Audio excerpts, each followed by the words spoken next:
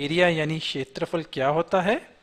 यह एक स्थान है जो किसी भी शेप का हो सकता है और वह यह दर्शाता है कि यह शेप कितने स्थान में फैला हुआ है। यानी जैसे यह स्क्वायर है, यह इसके अंदर का जो कलर किया हुआ चीज है यह इसका क्षेत्रफल है।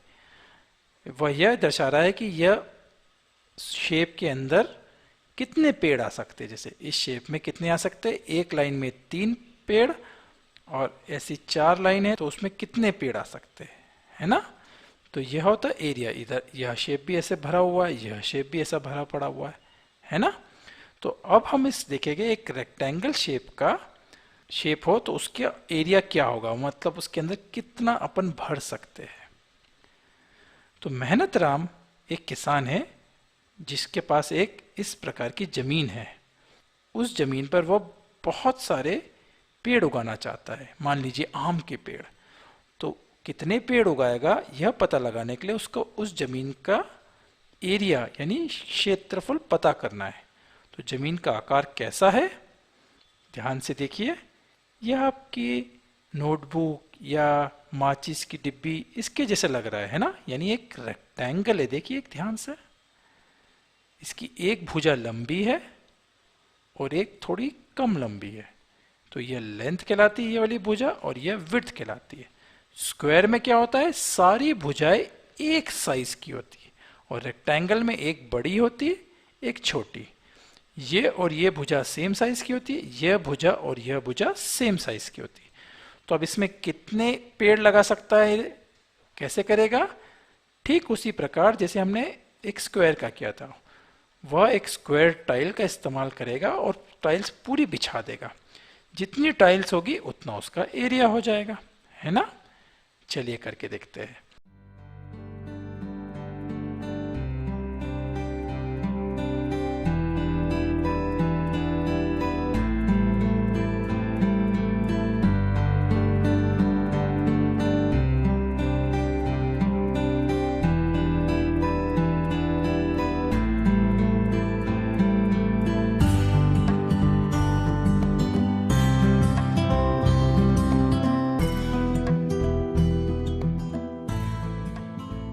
तो उसने एक कतार में यानी एक रो में 10 टाइल लगाई, है ना। 1 2 3 4 5 6 7 8 9 10, है ना। फिर पूरी तरीके से उसने भर दी। तो ये कितनी टाइल्स हुई देखते हैं। एक रो में 10 टाइल और ऐसे कितनी रो है, 1 2 3 4 और 5, और हर एक में 10-10 टाइल है।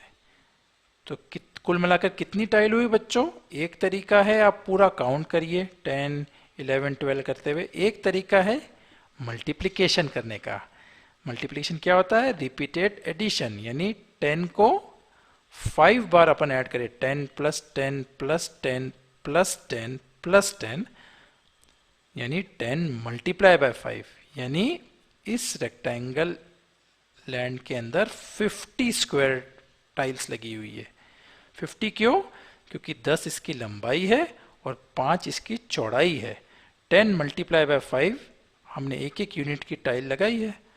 तो कितनी हो गई? 50 स्क्वायर टाइल हो गई, है ना। 50 स्क्वायर यूनिट्स 10 मल्टीप्लाई बाय 5, है ना। तो इसका एरिया हो गया 50 स्क्वायर यूनिट। और यूनिट कुछ भी हो सकता है। अगर यह 10 मीटर का था, इधर भी मीटर, तो 50 स्क्वायर मीटर। अगर ये था 10 सेंटीमीटर, बहुत छोटा हो जाता, तो यह 50 स्क्वायर सेंटीमीटर हो जाता, है ना। तो मान लीजिए उसके हर एक स्क्वायर टाइल का माप था 1 मीटर का, है ना, 1 मीटर का था। तो अगर 5 लगी हुई तो यानी हो गया 5 मीटर, है ना। तो यह हो गया 10 मीटर का और यह हो गया 5 मीटर का। तो एरिया क्या हुआ? 10 मीटर मल्टीप्लाई बाय 5 मीटर। लंबाई है 10 मीटर, 10 टाइल्स आ रही है, और चौड़ाई है 5 मीटर, 5 टाइल्स आ रही है। तो एरिया क्या हुआ? 10 मीटर मल्टीप्लाई बाय 5 मीटर, यानी 50। 10 मल्टीप्लाई बाय 5 हो गया 50, और मीटर मल्टीप्लाई बाय मीटर हो गया स्क्वायर मीटर, है ना। तो एरिया क्या हो गया? 50 स्क्वायर मीटर। ध्यान दीजिए फिर से, 10 मीटर उसकी लंबाई थी रेक्टेंगल की, 5 मीटर उसकी चौड़ाई थी। तो लंबाई मल्टीप्लाई बाय चौड़ाई यानी length multiply by breadth is equal to area. ठीक है ना? क्या हुआ रेक्टेंगल का area? Length multiply by width is equal to area. और कैसे लिखेंगे? लेंथ हुआ से मीटर में, यह भी हुआ मीटर में, तो लिखेंगे length into width square metre. है ना? राम ने सबसे पहले जमीन को देखा, उसे उस जमीन के क्षेत्रफल का पता लगाना है जिससे कि वह ज्यादा से ज्यादा पेड़ उगा सके। तो उसे एक उपाय सूझा। उसने सोचा क्यों ना मैं पूरे खेत में स्क्वायर शेप की टाइल्स बिछा दूं, है ना? उससे यह पता लग जाएगा कि हर खेत में कितनी टाइल्स की जरूरत है, और जिस जमीन में सबसे ज्यादा टाइल्स होगी वह जमीन वो ले लेगा, क्योंकि उसका मतलब उसका एरिया या क्षेत्रफल सबसे बड़ा है। तो उसने एक स्क्वायर टाइल की मदद ली और उसको लगाना शुरू किया।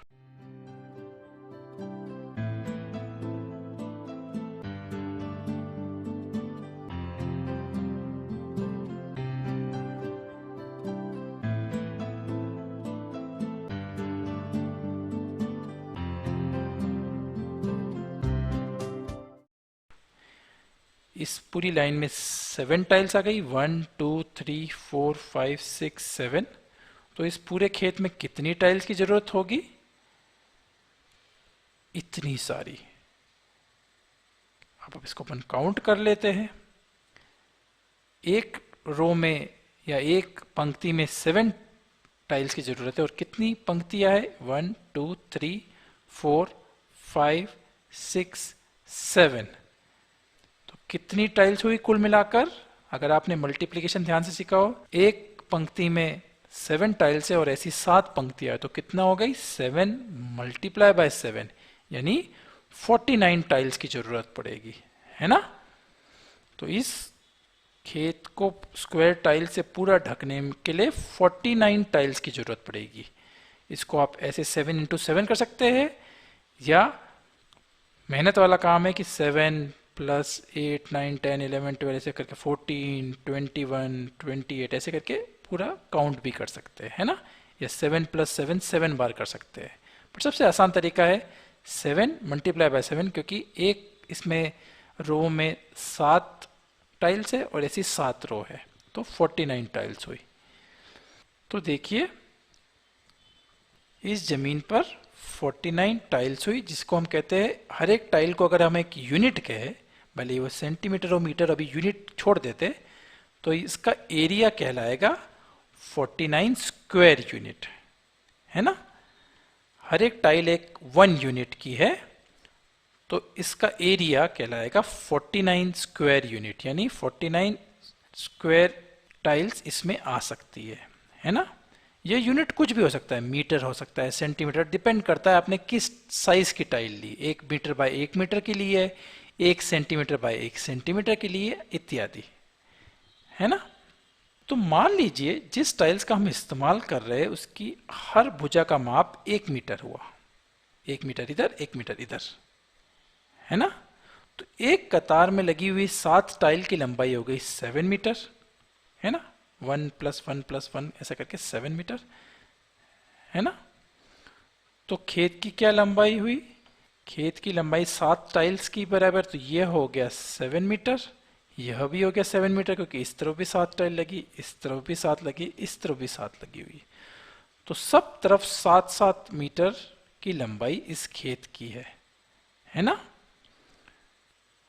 तो इसका एरिया हो गया 7 metre multiply by 7 metre. 7 metre multiply by क्यों 7 मीटर किया? क्योंकि एक लाइन में 7 टाइल्स आ रही है और ऐसी 7 लाइन है, तो 7 मल्टीप्लाई बाय 7 टाइल्स, और हर एक टाइल 1-1 मीटर की है, 1 मीटर इस तरह 1 मीटर इस तरह, तो 7 मीटर मल्टीप्लाई बाय 7 मीटर हो गया। तो एरिया या क्षेत्रफल कितना हुआ?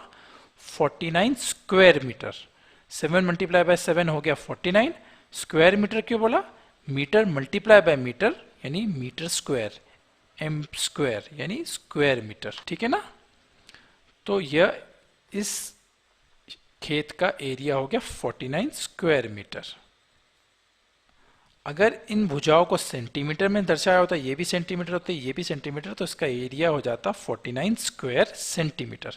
Centimetre into centimetre equal to square centimetre. ठीक है ना।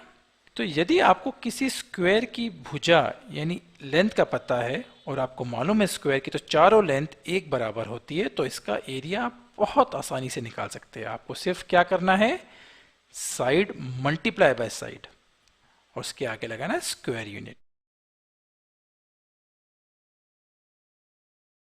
सैंडविच को दो तिरछे भागों में काटा जाता है। देखिए, दोनों भाग त्रिभुज की तरह दिखाई दे रहे हैं। सामान्यतः सैंडविच एक वर्ग यानी कि स्क्वायर शेप का होता है, इसलिए हम कह सकते हैं कि एक वर्ग दो त्रिभुजों में विभाजित है। मेहनतरम में खेती करने के लिए एक आयताकार खेत खरीदा। इसकी लंबाई 50 मीटर और चौड़ाई 20 मीटर है। तो इसका क्षेत्रफल है लंबाई गुणा चौड़ाई बराबर 50 इंटू 20 यानी कि 1000 स्क्वायर मीटर। वह इस खेत में दो भिन्न प्रकार की फसलें लगाना चाहता है। इसके लिए उसने खेत को दो तिरछे समान भागों में बांट दिया, इस तरह जिससे हर एक भाग एक त्रिभुज की तरह दिखने लगा। इन त्रिभुजों का क्षेत्रफल कितना होगा? यह बहुत ही आसान है। पूरे आयत का आधा यानी कि 1000/2 इक्वल टू 500 स्क्वायर मीटर। आयत का क्षेत्रफल है बराबर आयत की लंबाई गुणा चौड़ाई। जब हम इसे दो तिरछे त्रिभुजों में बांटते हैं तो हमें दो समान त्रिभुज मिलते हैं, इसलिए प्रत्येक त्रिभुज का क्षेत्रफल है 1/2 ऑफ लेंथ इंटू विड्थ। यहां हम कह सकते हैं कि प्रत्येक त्रिभुज एक समकोण त्रिभुज है। क्यों? क्योंकि इसकी दो भुजाएं समकोण पर है, क्योंकि ये दिए गए आयत की दो आसन्न भुजाएं हैं। आयत की लंबाई त्रिभुज का आधार है और आयत की चौड़ाई त्रिभुज की ऊंचाई है। कैसे? आधार और सम्मुख शीर्ष की दूरी को त्रिभुज की ऊंचाई कहते हैं। आयत की चौड़ाई त्रिभुज की ऊंचाई है, इसलिए हम कह सकते हैं इस समकोण त्रिभुज का क्षेत्रफल है 1/2 इंटू बेस इंटू हाइट। अब ये समकोण त्रिभुज एबीसी है। कोण ए एक समकोण है। यदि हम त्रिभुज को इस तरह घुमाएं तो हम देखेंगे कि एसी आधार बन गया है और AB लंब है, जो कि इस त्रिभुज की ऊंचाई बन गया है। यदि हम त्रिभुज को इस तरह से घुमाएं तो हम देखेंगे कि AB आधार बन गया है और अब AC ऊंचाई बन गया है। इसलिए समकोण की दो भुजाओं में से कौन सी आधार है और कौन सी लंब है, यह इस बात पर निर्भर करता है कि उस त्रिभुज को किस तरह बनाया गया है। तो याद रखिए बच्चों कि समकोण त्रिभुज का क्षेत्रफल है 1/2 इंटू बेस इंटू हाइट। समकोण त्रिभुज की ऊंचाई उसके लंब की लंबाई है, इसलिए हम इसे इस तरह भी लिख सकते हैं 1/2 इंटू बेस इंटू परपेंडिकुलर। और इकाई या यूनिट स्क्वायर्ड यूनिट होगी जैसे स्क्वायर सेंटीमीटर, स्क्वायर मीटर आदि, जो कि उस त्रिभुज की लंबाई की इकाई पर निर्भर रहती है। तो अभी के लिए इतना ही। बाय बाय बच्चों।